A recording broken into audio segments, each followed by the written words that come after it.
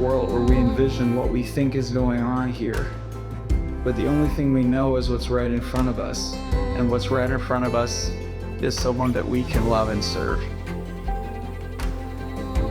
It reminds me of a beautiful story about Ramana Maharshi. When his students asked him, "Master, how should we treat others?" He simply said, "There are no others." I think that's an important message for all of us as peacemakers.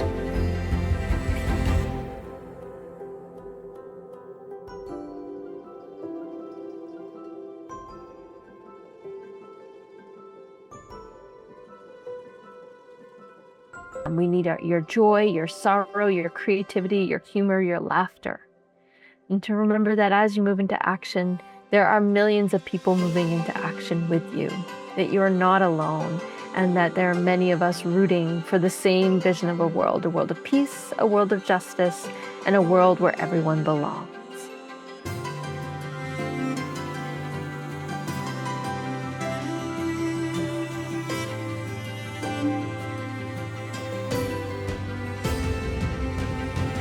That there are these planetary scale patterns that we absolutely need to understand and care for, because we're unraveling them like we've taken a hook and we're just cutting apart the threads in a great quilt, and the quilt is coming in.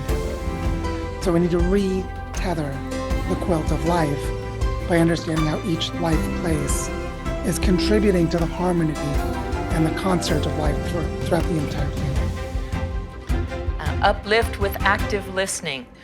When you are discussing things at your tables, as we have some time set aside for that, you'll see that there's a pine cone in the middle of your tables. We will have a facilitator at each table to kind of help manage those conversations. But we would ask that you use that pine cone sort of as a talking stick.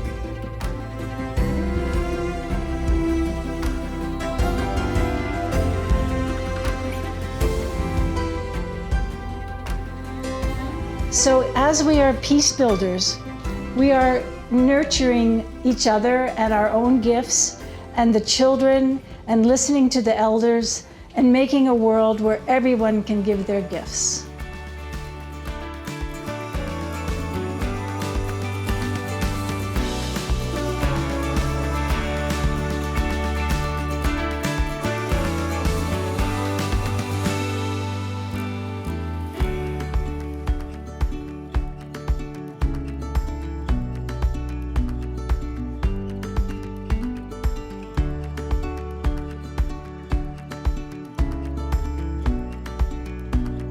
I was inspired to come here because, at our center we talk a lot about peace and compassion, not only with ourselves but with the entire world.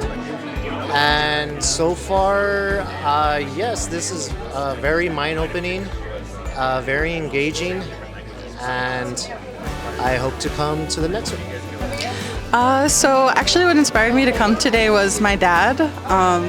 He grew up doing activism, kind of getting a confirmation to the answer that people are what we need. At the end of the day, we will always just need to have a strong community. To me, peace is the experience of embodying all that I was created to be and the freedom to express it.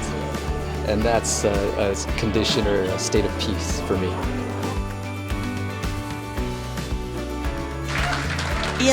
This is a really special time when we can all come together to have the same mission, to have the same thought for peacefulness within, with each other, with the earth.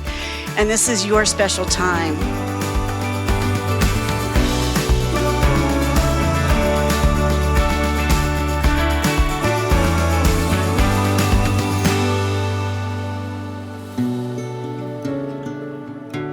the energy that comes from this symposium and all of you together makes a difference in our world. So thank you for being here.